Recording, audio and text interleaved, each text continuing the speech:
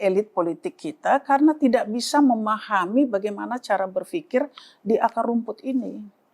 Atau elitnya ini merasa, ya ini yang lebih buruk adalah merasa lebih superior daripada akar rumput. Ini bahaya. Kalau tidak belajar dari kearifan yang ada, maka saya kira politik kita di masa mendatang tidak akan jadi dewasa. Ya. Dan itu nanti akan ada suatu seleksi alam sendiri. Itu akan terjadi. Sebenarnya dia ada proses seleksi alam sedang berlangsung ini nanti. Nah, ditambah lagi faktor milenial sekarang yang muncul. Dan Gen Z ya. Iya. Nah, lepas kita mau setuju tidak setuju, mau ribut nggak ribut, Gibran adalah personifikasi dari milenial. Ya, personifikasi itu. Nah, kalau seorang Gibran itu anak muda dibodoh-bodohi, ya, dikatakan tidak mampu, tidak ngerti, tidak bisa, anak kemarin sore, anak bau kencur, itu kan akan menimbulkan sebuah perlawanan diam-diam dari anak-anak muda. Ya, teknologi sudah begitu majunya, dengan segera mereka bisa melihat ini. Disebut Samsul dulu. Iya, disebut Samsul. Asam sulfat. Saya kan sering berkali-kali mengatakan seperti ini sebetulnya, Mas Sahal. Kita yang lebih tua ini, generasi saya misalnya, atau generasi yang lebih muda lah dari saya, jangan sekali-sekali beradu otot dan otak dengan anak muda, milenial. Kenapa? Dari segi gizi mereka jauh lebih daripada saya misalnya pada masa saya. Mereka juga punya kesempatan belajar lebih besar. Dan ini adalah masa mereka, era mereka. Kitalah yang harus lebih arif ya, untuk bisa menyimak ya, mendengarkan, merangkul yang muda. Syukur-syukur masih dimintakan pendapat. Kalau tidak kita belajar. Jadi harus malah justru dengerin. Harus belajar, dengerin ketimbang menguliain gitu ya, atau sok tahu karena gitu ya. saya ingat betul itu yang selalu, kan kita selalu mengatakan setiap orang ada masanya, setiap masa ada orangnya. Ya, betul. Gitu. Iya kan? Betul. Nah, gabungan antara, ini pendapat saya pribadi, gabungan antara Prabowo dengan Gibran menjadi sebuah gabungan yang ideal. Karena Prabowo menggambarkan sebuah generasi tua yang dituakan, yang dihormati, yang nantinya akan memberikan estafet kepemimpinan kepada yang muda. Itu adalah sebuah gambaran yang mesti dilihat ke sana. Ya, tentu ada yang mau menambahkan bahwa adanya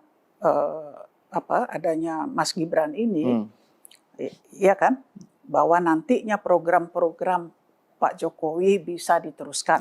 Ya, itu bisa tambahan, kita bisa ini kan. Percepatan kemajuan dan semua baik aja, oke saja, tidak ada masalah gitu.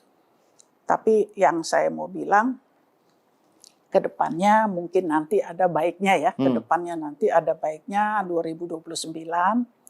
Coba berhenti menggunakan buzzer-buzzer ya yang negatif ya. Berhenti kita menghujat dan menghabiskan waktu kita untuk menjelek-jelekkan seseorang, apalagi sampai ke ranah pribadi seperti tadi Mas Sahal, Ibu Iriana. Nah itu, saya juga pengen menyinggung soal serangan terhadap Bu Iriana. Kan ini kaitannya dengan serangan terhadap Pak Jokowi. Jadi kan dulu Bu, kalau kita ingat ya, 2014, 2019, itu kan serangan Pak Jokowi itu kan anti-Islam, PKI, itu kan label-labelnya kan itu. Terus 2019 juga masih kan begitu. Tapi 2024 ini kan serangannya malah justru ke keluarganya, termasuk Bu Iriana, gitu kan.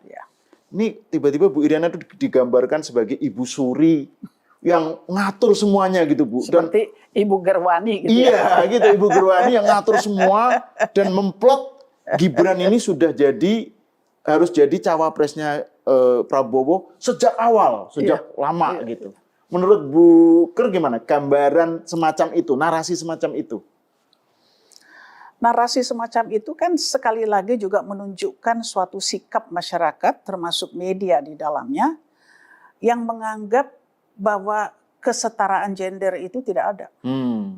Atau tidak melihat itu sebagai suatu yang penting. Ya, saya melihat sikap dan cara mendiskreditkan ya Ibu Iriana adalah suatu sikap yang menggambarkan rendahnya toleransi terhadap perempuan. Ya. Ibu Iriana tidak pernah mengatakan apapun di depan publik. Ya. Bahwasanya mau senang anaknya mau jadi calon wapres, mau anaknya mau jadi apa, itu adalah sikap dia sebagai seorang ibu, sebagai seorang perempuan, ya, atau sebagai seorang perempuan yang menghargai milenial. Harus coba bisa lihat ke situ. Tetapi dengan serta merta mendakwa Ibu Iriana, mendiskreditkan Ibu Iriana sedemikian rupa, itu saya anggap suatu sikap mendiskreditkan kaum perempuan yang melihat perempuan itu tidak sebagai seorang entitas yang penuh. Saya sangat sayangkan, ya, tidak ada suatu sikap kedewasaan dalam melihat peran perempuan, gitu.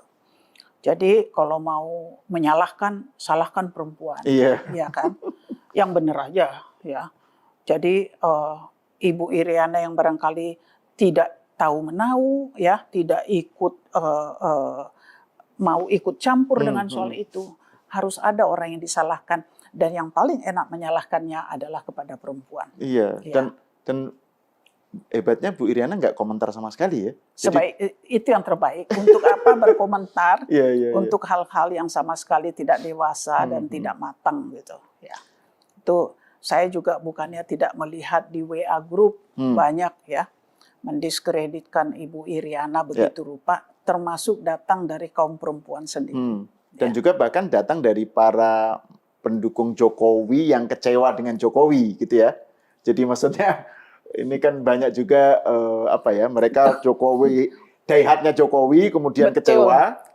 Apapun alasannya ya, kecewa karena Mas Sahal udah tahu lah ya, kita tahu sama-sama paham. Ini kan banyak diehard followers dari Jokowi, yang istilah saya bucin semua. Bucin jadinya over possessive. Oke. Dan begitu melihat Jokowi bergerak tidak sesuai dengan cara pikir mereka, maka Jokowi disalahkan kan. Jadi orang yang kalau terlalu jatuh cinta, sekalinya nggak senang, for no reason, ya kalau ditanya reasonnya itu jawabannya pasti kemana-mana deh. Ya. Itu ya bersikap seperti ini.